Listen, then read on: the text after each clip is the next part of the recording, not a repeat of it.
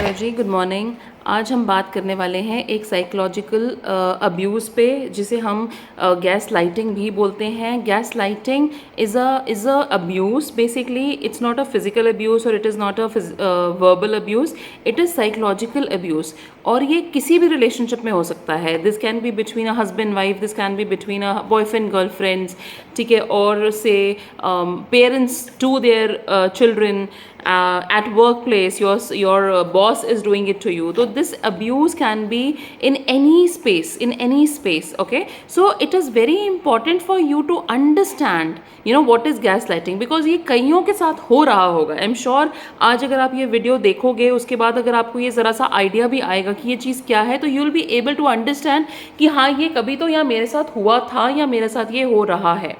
So this video is basically to aware you about it. अगर आपको ये पता है कि ऐसा कुछ होता है, तो एटलीस्ट आप इसके लिए मेजर्स ले सकते हैं। एटलीस्ट आप इसके लिए खड़े हो सकते हैं अपने लिए कि हाँ, this is what is happening with me and I don't want this to happen with me.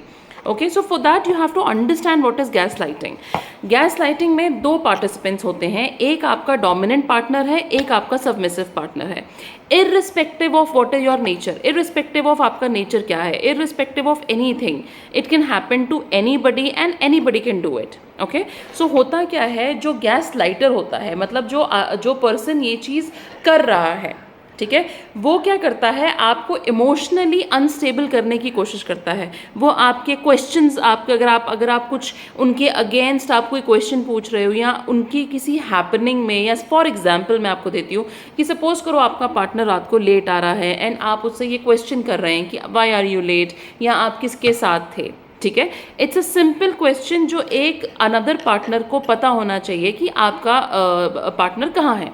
But सामने वाला अगर if he starts shouting on you, if he start saying कि तुम हमेशा मुझे क्वेश्चन ही करते रहती हो, you don't trust me, irresponsibly आपके सामने वो बिहेव कर रहा है, इन स्पाइट ऑफ कि वो आपको एक सिंपल जो क्वेश्चन आपने पूछा है उसका एक जवाब देने की बजाय अगर वो बातों को घुमाने की कोशिश कर रहा है, at the end of the conversation आप ही गलत प्रूव हो गए, कि आप ही गलत ये प्रूव हो गए कि आप ओवर रिएक्ट करते हैं, या आप ओवर पोजेसिव हैं, या आपको हमेशा बताकर ही क्यों मुझे जाना है, क्यों मेरे पीछे पड़े रहते हो, and all that.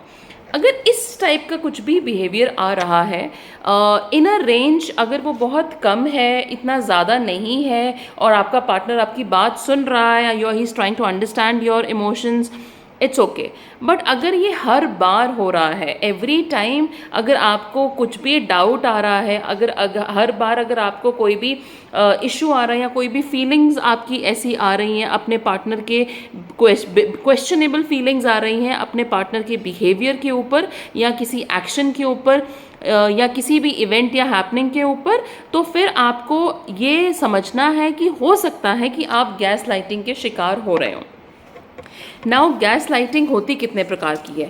So first is outright lies. Outright lies मतलब कि आपने कोई एक सिंपल क्वेश्चन पूछा, फॉर एग्जाम्पल कि आप कहाँ थे, या आपने मेरा फ़ोन नहीं उठाया, या वट एवर सो आपको साफ आपके मुंह पे झूठ बोला जा रहा है। अगर आपको गैस लाइटिंग में पहले पता नहीं चलता है, पहले नहीं पता चलता है कि वो ये गैस लाइटिंग हो रही है, ठीक है, लेकिन अगर मैं again I am repeating, if this event is happening again and again, अगर बार बार ये चीज़ें हो रही हैं और आपको सेल्फ डाउट आने लग गए हैं कि यार शायद मैं ही बुरी हूँ, उस वक्त आपको ये पता होना चाहिए कि हो सकता है आप इस चीज़ के शिकार हैं। ओके, तो आउटराइट लाइज मीन्स कि एक सिंपल क्वेश्चन का या तो बहुत ही साफ तरीके से झूठ बोल दिया जाता है, या फिर उस क्वेश्चन को उल्टा आपके ऊपर डाल दिया जाता है कि तुम ही बहुत ज़्यादा डाउट करते हो, या तुम ही बहुत ज़्यादा क्वेश्चन करते हो। सो this is outline, completely outline. So this is one type of what do you से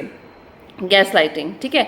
another is manipulating of reality. For example, आपकी मेमोरी क्वेश्चन की जा रही है कि आपको तो कुछ याद ही नहीं रहता है, ठीक है, ये तो कभी हुआ ही नहीं, इन spite of you having all the facts, आपको बहुत अच्छे से याद है कि ऐसा कुछ हुआ था, बट अगर आपको साफ साफ मना किया जा रहा है कि नो ऐसा कुछ नहीं हुआ था, तुमको ही याद नहीं रहता है। सो बेसिकली क्या हो रहा है, आपकी रियलिटी को मैनिपुलेट किया जा रहा है, ठीक है। और ये वाला जो मैनिपुलेशन है, या जो ये वाला गैस लाइटिंग है, ये बहुत अलग अप लेवल पे जाके की जाती है, जब आप एक्चुअली किसी को मेंटली अनस्टेबल करना चाहते हो। Any benefit, for any benefit, benefits इसमें क्या होते हैं उसके बारे में भी हम बात करेंगे in the later video, but now let's try to understand कि किस टाइप की गैस लाइटिंग होती है। So this is manipulation of reality. Okay, now third is scapegoating. Scapegoating मतलब कि सामने वाला बंदा जो गैस लाइटिंग कर रहा है अपने किसी बिहेवियर को छुपाने के लिए हर बार सामने वाले को ही रिस्पॉन्सिबल ठहरा देता है। फॉर एग्ज़ाम्पल, अगर आप ड्रिंक कर रहे हैं, या फॉर एग्ज़ाम्पल आप स्मोक कर रहे हैं, या for example you are not spending time with your family, ठीक है, या with your partner for example, तो और आपको अगर इस चीज़ के ऊपर क्वेश्चन पूछा जा रहा है कि why are you not spending time, और why are you consuming alcohol, या why are you coming so late at night, whatever, this can be any situation, तो आप इसमें सामने वाले को गलत ठहरा रहे हो कि तुम्हारी वजह से मैं ये सब कर रहा हूँ, ठीक है। I don't feel happy with you, that is why I come late, और यू आर ऑलवेज, आप हमेशा ही लड़ते रहते हो, या आप हमेशा ही क्रिब करते रहते हो, इसलिए मैं नहीं आता हूँ या आती हूँ, ठीक है। तो अगर आप अपना कोई एक बिहेवियर या अपना कुछ भी इवेंट या बिहेवियर छुपाने के लिए सामने वाले को ही उसका जिम्मेदार बना रहे हैं, that means this is also gas lighting, ठीक है। इस पर्टिकुलर गैस लाइटिंग को हम स्केप गोटिंग बोलते हैं, मतलब कि अपनी गलतियां ना मानते हुए हम अपने किसी भी बिहेवियर को रिस्पॉन्सिबल सामने वाले को ठहरा देते हैं कि अगर मैं लेट आया हूँ या मैंने अल्कोहल कंज्यूम करा है तो वो तुम्हारी वजह से करा है, क्योंकि तुम मुझे तंग करके रखती हो या रखते हो, whatever. I am not talking about any gender specific, ये किसी के साथ भी होता है। Girls are also doing it with the man and man are also doing with the women, ठीक है। सो यहाँ पे कोई जेंडर वेरिफिकेशन नहीं है। I am just trying to explain you कि वॉट इज स्केप गोटिंग या what is gas lighting. Okay, so this is third. Another is coercion. Coercion मतलब आप स्टार्टिंग में किसी, for example this generally happens in new budding relationships, ठीक है। इसमें आप you use your charm and you use your very caring nature.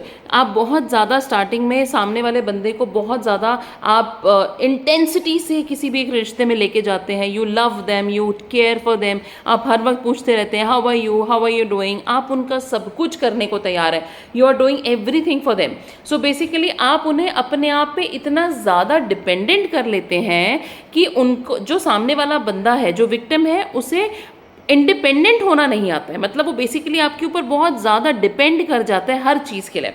For example, अगर मुझे मार्केट भी जाना है तो मुझे आप, you are available to me, ठीक है, नहीं मैं लेके जाऊंगा मार्केट या मैं लेके जाऊंगी, I will come with you.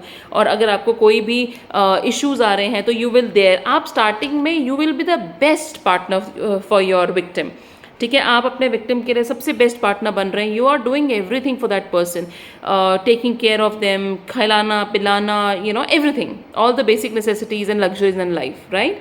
और जैसे ही over a period of time that person is completely dependent on you, कि अब वो उस इंसान को इस लेवल पे चला गया है कि वो अकेले कुछ कर ही नहीं पा रहा है, then you change the nature of your relationship. You start becoming violent, you start shouting on the person, और तुम अब उन्हें जाकर ये बोलने लग जाते हो कि तुम बिल्कुल ही मुझ पे डिपेंडेंट हो गई हो, ठीक है, तुम्हारा मेरे बिना कुछ हो ही नहीं सकता है, इतना कौन किसी का ध्यान रखता है जितना मैं तुम्हारा रख रहा हूँ, and you stop doing all that things.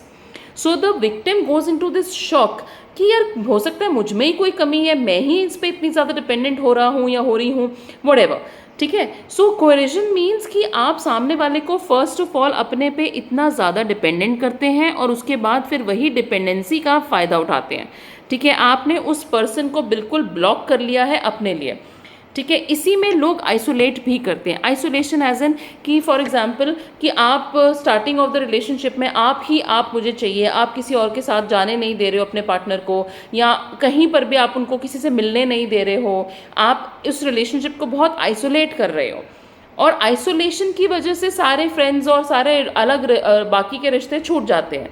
और जब जो विक्टिम है वो एक ऐसी स्टेज पे पहुंच जाता है कि वो बिल्कुल अकेला हो जाता है सोशली भी, ठीक है, और आप भी उसके लिए अवेलेबल नहीं होना चाहते हो। तो आपने क्या करा, आपने उस बंदे को या उस बंदी को कंप्लीटली अपने कहते हैं ना कि अपने उसमें फंसा लिया कि अब मेरे कहने पर ही जो भी होगा वो ये करेगा मेरा partner. So this is also one type of manipulation which is happening, which does happen in a relationship. Okay, now you have to understand कि अगर फॉर एग्जाम्पल मेरे साथ ये सब चीज़ें हो रही हैं, ठीक है, आपको समझ में आ रहा है कि something is not right and it is happening with me, तो इससे बचना कैसे, how to recover from it. Okay, so recovery के लिए होता है सबसे पहला थिंग कि you have to be in the minimum contact of that person. Okay, minimum contact मतलब या तो आप उस बंदे से अगर पॉसिबल तो आप बिल्कुल कॉन्टैक्ट उनके साथ छोड़ दीजिए, बिकॉज गैस लाइटिंग करने वाला जो पर्सन है ये उसकी रिक्वायरमेंट होती है. Okay, I am not saying कि हर गैस लाइटर जो है वो ज़बरदस्ती या जानबूझकर ये चीज़ करता है, ठीक है, इसमें होता है जानबूझ के भी करा जाता है just to get the control, या फिर इसको अननोइंगली भी किया जाता है, कई लोगों को पता ही नहीं होता कि वो ये कर रहे हैं. ठीक है, सो या तो आप उनके साथ बिल्कुल कॉन्टैक्ट तोड़ दीजिए या फिर आप उनसे बात कर कर उन्हें ये समझाने की कोशिश कीजिए कि this is what they are doing, कि this is what is happening in a relationship, कि हमारे रिलेशनशिप में सिर्फ आप ही एक डोमिनेंस रोल प्ले कर रहे हैं, आप ही मुझे हर वक्त मैं ही गलत कैसे हो सकती हूँ एक रिलेशनशिप में, या मैं ही गलत कैसे हो सकता हूँ एक रिलेशनशिप में. So you have to put your your point forward basically. ठीक है, सो अगर आप रिकवर कर रहे हैं या आप ऐसे किसी रिलेशनशिप में हैं, तो first of all you have to erase the contact with that person और minimize the contact with that person till the time you actually gain the confidence of being independent again. Because gas lighting का जो result होता है वो बहुत ज़्यादा जो victim है वो बहुत ज़्यादा अंडर कॉन्फिडेंट हो जाता है, वो कोई डिसीजन नहीं ले पाता है, मतलब वो क्या खाना है, क्या पहनना है, कब नहाना है, ये तक डिसाइड नहीं कर पाता है. बिकॉज सामने वाला जो गैस लाइटर था, जो सामने वाला उसका पार्टनर था, उसने उसको अपने ऊपर इतना इमोशनली कह लो या फिजिकली कह लो इतना डिपेंडेंट कर लेता है कि आज अगर वो नहीं होगा तो you will not be able to survive. So if you are in such a situation, you have to come out of it, and while coming out of it, you have to understand कि you will feel alone, and you have to fight that loneliness. Okay? Another is you have to trust yourself. You have to trust your feelings. अगर आपको लग रहा है कि नहीं सामने वाला पार्टनर चाहे मुझे कितना भी बोल रहा है कि हमारे बीच में सब कुछ ठीक है, we are in a very good relationship, we are very happy, but if you don't feel it, if you don't feel that way, अगर आपको अदरवाइज फील हो रहा है कि नहीं ये जो कह रहा है ऐसा है नहीं, मतलब हो सकता है कि ऐसा हो बिकॉज वो मुझे ऐसा बोल रहा है. आप समझ रहे हो कितना मैनिपुलेट हो जाता है इंसान कि अपनी ही फीलिंग्स को हम ट्रस्ट नहीं कर पा रहे हैं. If I am not happy in a relationship तो मैं खुद को ही बुरा बनाने लग जाती हूँ कि शायद मुझ में ही कोई कमी है, मैं ही किसी जगह खुश नहीं रह सकती हूँ एंड ऑल दैट. ऐसा नहीं है. Trust your feelings. अगर आपको फील हो रहा है कि मैं हैप्पी नहीं हूँ इस रिलेशनशिप में या something is not right in the relationship, please question it. Okay, हर बार सामने वाले की बात ही माननी है ऐसा नहीं है. So you have to recover. अगर आप रिकवरी मोड में जा रहे हैं या आपने आइडेंटिफाई कर लिया है कि मैं इस गैस लाइटिंग रिलेशनशिप में हूँ, तो then you have to start trusting yourself. Okay, this is second. Third is होता क्या है, आप इतने ज़्यादा कंफ्यूज्ड स्टेट में होते हैं because of your gas lighter that आपको समझ ही नहीं आता है कि जो है वो सच है कि नहीं है. So what you can do is you can write it down, write your facts and write your feelings and stick to them. आप क्वेश्चन, अगर आपके मन में कोई क्वेश्चन है कि मुझे आपसे ये जानना है, तो सामने वाला आपको मैनिपुलेट करेगा. वो आपको बोलेगा नहीं ऐसा कुछ नहीं है, तुम्हें याद नहीं रहता, ऐसा तो कुछ हुआ ही नहीं, या फिर तुम ज़्यादा रिएक्ट करती हो या तुम ओवर रिएक्ट कर रही हो. तो वो आपको डाइवर्ट करने की कोशिश करेगा, आपके क्वेश्चन को आंसर नहीं करेगा, लेकिन आपको उस क्वेश्चन से डाइवर्ट कर कर आपको ही जिम्मेदार ठहरा देगा. सो इस मैनिपुलेशन से आपको बचना है. आपको इस मैनिपुलेशन को कैसे बचना है? You have to stop that person right away. आपने लिखा हुआ है everything that you feel and what you want to ask. You will say no, stop, I don't want to talk about this, I have asked you a simple question, मुझे इसका answer चाहिए. ठीक है, again the cycle of manipulation start होगी. सामने वाला फिर से आपको मैनिपुलेट करने के लिए 100 चीज़ें बोलेगा. आपने फिर उसको वहीं रोकना है कि no, I don't want to listen to anything, I just want answer to my question. Okay, so why this, आप ऐसा करोगे तो आप क्या कर रहे हो, एक तो आप कॉन्फिडेंस दिखा रहे हो, और अगर आप कॉन्फिडेंस दिखाओगे तो सामने वाले का जो बिहेवियर है वो कहीं ना कहीं ब्रेक डाउन होगा, वो कहीं ना कहीं रुकेगा, ठीक है, समवेयर वो मजबूर होगा आपको रिप्लाई करने का आपके क्वेश्चंस को। तो जो एक मैनिपुलेशन का सर्कल सा बन जाता है, उससे आप भी ब्रेकआउट होगे और रियलिटी सामने आएगी, ठीक है। So this is how you write down the facts and figures and your question about them, all right, and do write the answer also, because आप आज वो आपको सामने कुछ बोल के satisfy कर देंगे और बाद में बोलेंगे कि नहीं मैंने तो ये कहा था, मैंने तो वो कहा था, so you have to write down the answer also. So this is how you save yourself from this manipulation. Another is validate yourself. Validate yourself as in कि आप अगर तो आप फॉर एग्जाम्पल आप उस रिलेशनशिप से बाहर आ गए हैं, you have left the relationship, तो होता क्या है, क्योंकि इतने लॉन्ग पीरियड तक आप एक साइकोलॉजिकल अब्यूज़ के शिकार रहे हैं, तो आपको अपने मन में कुछ आएगा ही नहीं, मतलब आपको समझ ही नहीं आएगा कि मुझे क्या करना है, कि अब मैं अपनी ज़िंदगी यहाँ से आगे कैसे बढ़ाऊँ, ठीक है, क्योंकि पहले आपका पूरा दिन स्केड्यूल किया जाता था, पहले आपको कितने बजे उठना है, क्या करना है, क्या खाना है, किससे मिलना है, किससे नहीं मिलना, क्या पहनना है, क्या नहीं पहनना, everything was told to you, and now अचानक से देयर इज़ नथिंग। सो आपके माइंड को सोचने की, डिसीजन लेने की आदत ही नहीं रही है, राइट, तो आप बहुत ही कंफ्यूज स्टेट में रहोगे। इस कंफ्यूज स्टेट की वजह से आप किसी और पे डिपेंड होने की कोशिश करोगे, ठीक है, आप किस पे डिपेंड करोगे, somebody who is trying to save you, okay, या फिर किसी पे जिनके साथ आप अभी फिलहाल सेफ फील कर रहे हो, फीलिंग सेफ विद देम, जैसे आप अपने पेरेंट्स के पास हैं या आप अपने किसी बेस्ट फ्रेंड्स के पास हैं, जो भी हैं, तो आप क्या कोशिश कर रहे हो, you will start asking them, मैं क्या करूं, मैं क्या पहनूं, अब मैं कैसे करूं, ठीक है, ये सब चीज़ें, छोटे छोटे डिसीजंस आप उनसे मांगोगे, which you don't have to do. You have to trust yourself कि it's okay. You have to understand कि बहुत लंबे टाइम से मैं एक अब्यूसिव रिलेशनशिप में थी या था, तो आज अगर मुझे उठकर इंडिपेंडेंट दोबारा होना है तो मुझे अपने लिए ये छोटे छोटे डिसीजंस खुद लेने होंगे, चाहे वो सही है चाहे वो गलत है आपके लिए इस वक्त, लेकिन आपका मेन फोकस डिसीजन लेने पर होना चाहिए, ठीक है। आप बहुत ज़्यादा क्वेश्चन करोगे खुद को कि कहीं मैं गलत तो नहीं हूँ, क्या मैंने सही करा, इनफैक्ट आप ये भी क्वेश्चन करोगे कि क्या पता मैंने अपना ये रिलेशनशिप छोड़ना भी मेरे लिए गलती थी, ठीक है, क्योंकि आप अपने आप को डाउट कर रहे हो, हर चीज़ आप डाउट कर रहे हो, तो आपको अपने आप को यू हैव टू राइट। हम एवरी साइकोलॉजिस्ट आपको जर्नलिंग करने के लिए ज़रूर बोलेंगे। Journaling is basically you have to write whatever you feel and whatever event is happening in your life. So यहाँ पर भी जर्नलिंग आपके काम आएगी। आपने हर रोज़ लिखना है, खुद को ये समझाना है कि आपके साथ क्या हुआ और आप क्यों इस रिश्ते से बाहर आए और आपके लिए क्यों इस रिश्ते से बाहर आना ज़रूरी है। ऑल राइट, क्योंकि किसी भी अब्यूसिव रिलेशनशिप में आप खुश नहीं हैं, आपको खुश होने का एहसास दिलाया जाएगा but for a very short period of time, उसके बाद वॉयलेंस आना ही आना है। All right, so while you are in recovery you have to trust yourself and you have to take decisions. You can't depend upon somebody else. आप किसी और पे depend अब नहीं कर सकते कि वो आपका गैस लाइटर बन जाए, ठीक है। Next is being mindful of your recovery. Being mindful of your recovery means कि वही छोटी छोटी चीज़ें कि मैं अपने डिसीजन खुद लूँ, मैं अपना दिन खुद स्केड्यूल करूँ, ओके। जब हम किसी भी रिश्ते से बाहर आते हैं, वो किसी भी type, I am not only talking about चलो गैस लाइटिंग था, नो, इट्स अ ब्रेकअप के बारे में ऑल्सो। एनी रिलेशनशिप जब आप बाहर आते हैं तो आप एक बहुत कंफ्यूज स्टेट में होते हैं, ठीक है।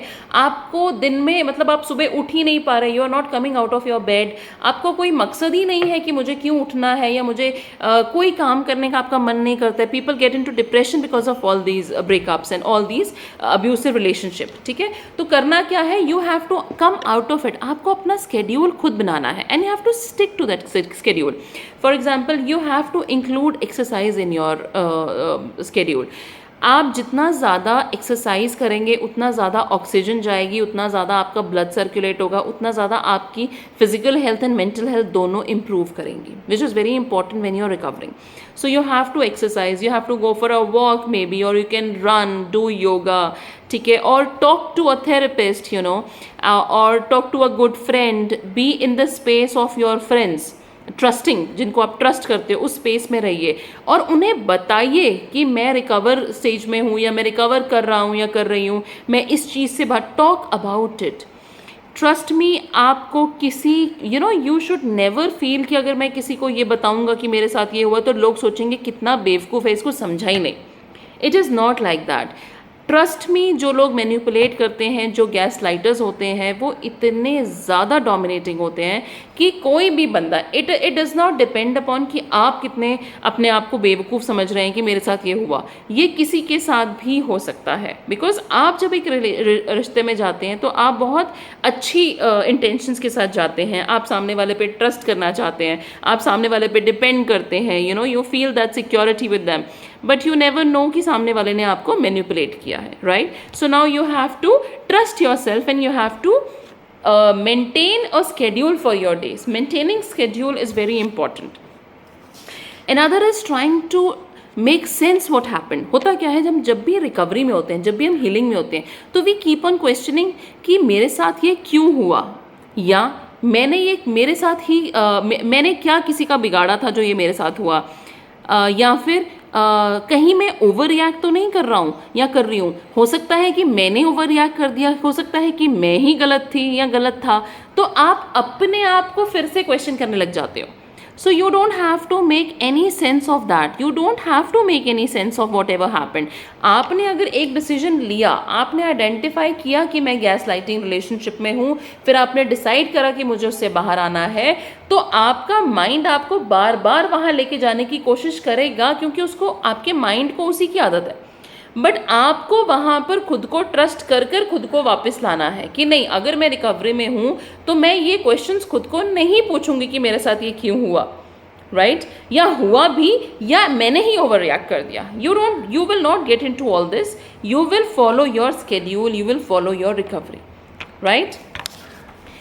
Then you have to spend time with people you love, people you trust. ठीक है, यहाँ पर ट्रस्टिंग कम्स, आपके बेस्ट फ्रेंड्स हो सकते हैं, आपके पेरेंट्स हैं, ठीक है, if you can be under a therapy, so you have to be in a safe space so that ये लोग आपको हर वक्त ये बताएं कि आप जो कर रहे हैं वो बिल्कुल सही कर रहे हैं, आप गलत जगह पर थे, आप बहुत हिम्मत करके वहाँ से बाहर आए हैं, अब आप यहाँ से वापस ना जाएं. ठीक है, because at the end of the day अकेले रिकवरी में जाना, किसी को बिना बताए या किसी की नॉलेज के बिना अगर हम किसी रिकवरी में जा रहे हैं, उसमें 99% चांसेस ये होते हैं कि you will fall back to the same relationship, आप वापस वहीं चले जाओगे. ठीक है, अगर आप सपोर्ट नहीं ले लोगे तो आप फिर से उसी गलती में दोबारा फंसोगे. So you have to take support, take any support जो आपको ये बताएं हर वक्त कि नहीं तुम सही हो, तुम रिकवरी में हो, तुम्हारे साथ ये चीज़ें हुई हैं, so that you somebody is there to keep a check on you कि तुम वापस तो नहीं जा रहे हो उस रिलेशनशिप में. Okay, so you have to be with in that safe space. Another is you have to practice forgiveness. Forgiveness is a very big tool. Okay, अगर हम किसी को माफ़ कर देते हैं उनके डूइंग्स के लिए, मतलब उसने मेरे साथ जो भी करा, बट मैं उसे इसलिए नहीं माफ़ कर रही हूँ कि उसको मुझे माफ़ करना है. नो, आप किसी को इसलिए माफ़ करते हो क्योंकि आपको मूव ऑन होना है.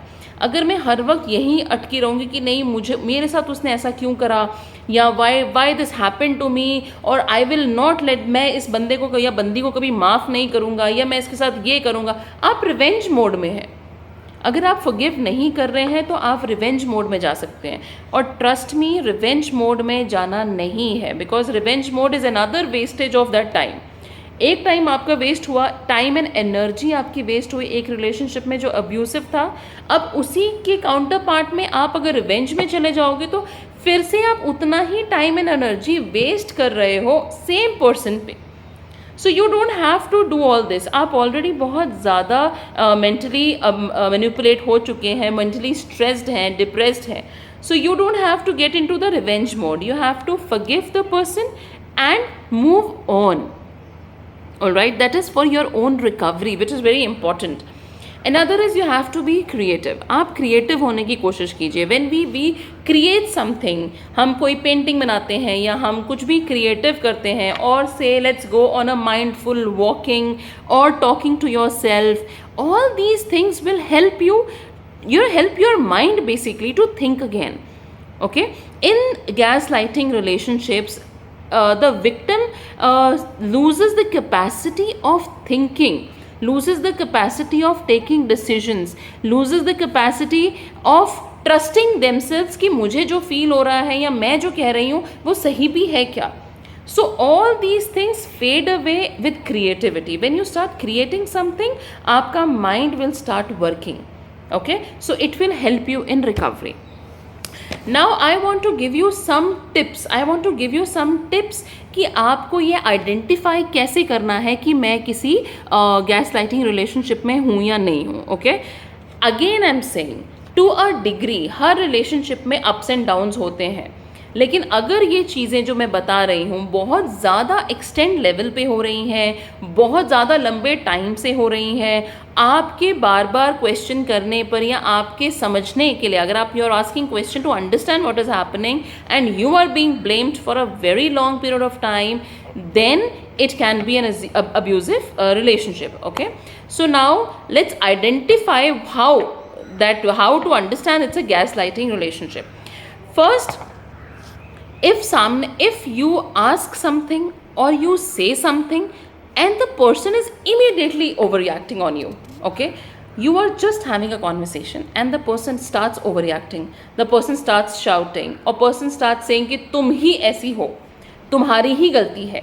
ऑल राइट, सो एक सिंपल क्वेश्चन का एंड क्या हुआ कि मैं ही गलत हो गई.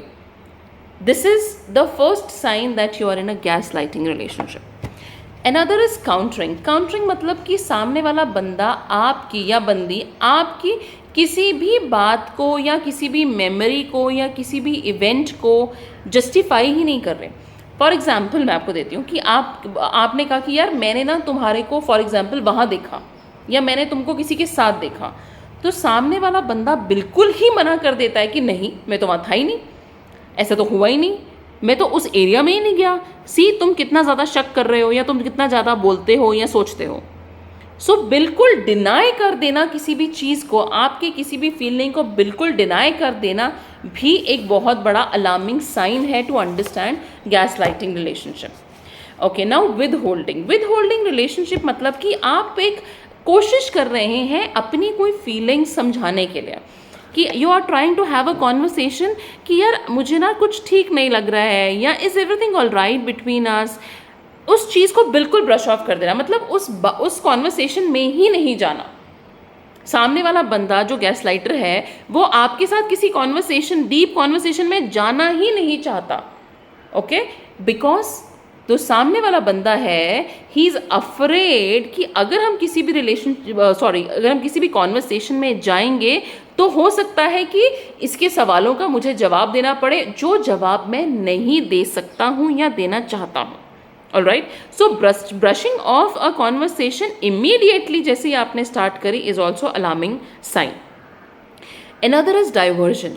डाइवर्जन इज दैट कि इमीडिएटली सब्जेक्ट ही चेंज कर देना. आप किसी और बारे में बात कर रहे हैं और उसे अनसुना कर दिया और किसी और बारे में बात करने लग गए विद अ ग्रेट इंटेंसिटी कि आपको लगे कि ये वाला मैटर तो बाद में डिस्कस कर लेंगे, पहले दिस इज इम्पोर्टेंट. ओके, या कॉन्वर्सेशन में आने की बजाय फटाफट से कोई काम याद आ गया और लेफ्ट द प्लेस, मतलब बात ही नहीं करी और छोड़ के निकल गए. ठीक है, सो डाइवर्जन्स क्रिएट करना. Okay, I hope you understand. Diversion means कि इस टॉपिक को छोड़कर इमीडिएटली किसी और टॉपिक पे बात करने लग जाता है जो गैस लाइटर है. ठीक है, आपने करना क्या है, आपने वो टॉपिक चाहे कितना भी इम्पॉर्टेंट हो, you have to stop it right there. You have to say listen, will talk about it. आप रुक जाइए, let's talk about this first जो मैंने आपसे पूछा है, because I am trying to understand. Okay. And polite conversations initiate करना बहुत ज़रूरी है, ठीक है। You can not as a victim also, I suggest all my clients then, अगर आप विक्टिम भी है so you don't have to shout, because if you shout तो गैस लाइटर जो है, जो आपके सामने बंदा खड़ा है या बंदी खड़ी है, वो इस पॉइंट को पहले पकड़ते हैं किसी, तुम चिल्ला रही हो, सी तुम लड़ रही हो, तुम ही ऐसे करती हो, अगर चिल्लाना होता तो बात क्यों करती हो, and I will not talk to you.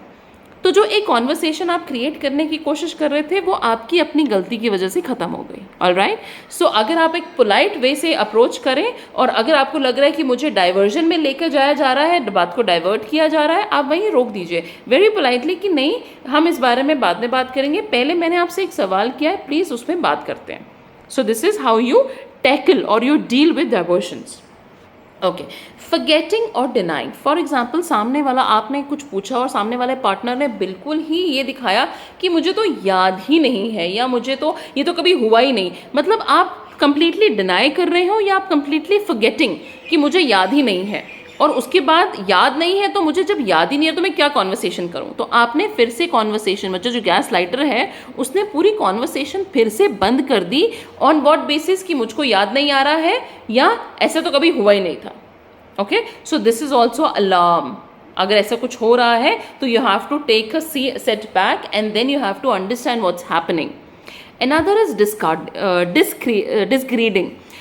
इसका मतलब है कि आपका जो गैस लाइटर है, जो आपका डोमिनेंट पार्टनर है रिलेशनशिप में, because of all this thing, वो आपको दूसरों के सामने नीचा दिखा रहा है। फॉर एग्जाम्पल, वो आपके फ्रेंड्स या पेरेंट्स को, या आपके क्लोज सर्किट में जो आपके वर्क प्लेस में लोग हैं, उन्हें ये यकीन दिलाने की कोशिश कर रहा है कि आपको कुछ याद नहीं रहता है, या आप बहुत ओवर रिएक्ट करते हैं, या आप बहुत अब्यूजिव हैं, वॉयलेंट हैं, लड़ते रहते हैं, या आप बहुत ज़्यादा हर वक्त चिड़चिड़ करते रहते हैं। तो जब बात हम दोनों, मतलब पार्टनर्स से निकल कर थर्ड पार्टी के पास जा रही है और आपको आइसोलेट किया जा रहा है, मतलब आपकी इमेज बाकियों के सामने ये बनाई जा रही है कि in spite of that you are in a relationship, in spite of आपका ही पार्टनर आपको तीसरे बंदे के सामने ये प्रूव करने में लगा हुआ है कि यू आर रॉन्ग, आप में ही कमियां हैं और मैं इसके साथ एडजस्ट कर रहा हूं। अगर सामने वाला आपका जो गैस लाइटर है वो ये प्रूव कर रहा है लोगों के सामने कि आपको वो बर्दाश्त कर रहा है, या आपको अपने पास रख कर इस रिश्ते में वो आप पर कोई एहसान कर रहा है, that is again a alarming situation. You have to understand कि you also have a self respect and dignity, you can be in a relationship and if you don't want you will leave it also, ठीक है। लेकिन अगर वो बाकियों के साथ ये मिलकर आपको ही गलत प्रूफ कर रहा है तो उससे होता क्या है, आप ये मान जाते हो कि हाँ हो सकता है मुझ में ही कोई कमी है। So this is also a manipulation. Don't let your partner do that, stand up for your self at that time. Okay, so these were the points. मैं एक बार फिर से दोबारा से बताना चाहती हूँ, I will take these points again in a short, कि how to identify a gaslighting situation. So first is trivializing, मतलब कि आपके इमोशंस को ओवर रिएक्शन का नाम दिया जा रहा है। काउंटरिंग, मतलब कि आपकी किसी भी मेमोरी को बिल्कुल डिनाई कर दिया जाता है, आपके किसी भी इवेंट को कि ऐसा तो कभी हुआ ही नहीं था। विद होल्डिंग, मतलब आपके साथ कोई कॉन्वर्सेशन की ही नहीं जा रही है, इमीडिएटली ब्रश ऑफ कर दी जाती है कि नहीं मुझे इस बारे में बात ही नहीं करनी है। ओके, नेक्स्ट इज डाइवर्जन, मतलब आपने कॉन्वर्सेशन स्टार्ट करी, उसकी बजाय एक अनदर कॉन्वर्सेशन सामने वाला शुरू कर देता है और आपका फोकस उस पर ले जाने की कोशिश कर रहा है, मतलब आपको डाइवर्ट कर रहा है टॉपिक से। That is also a sign of gas lighting.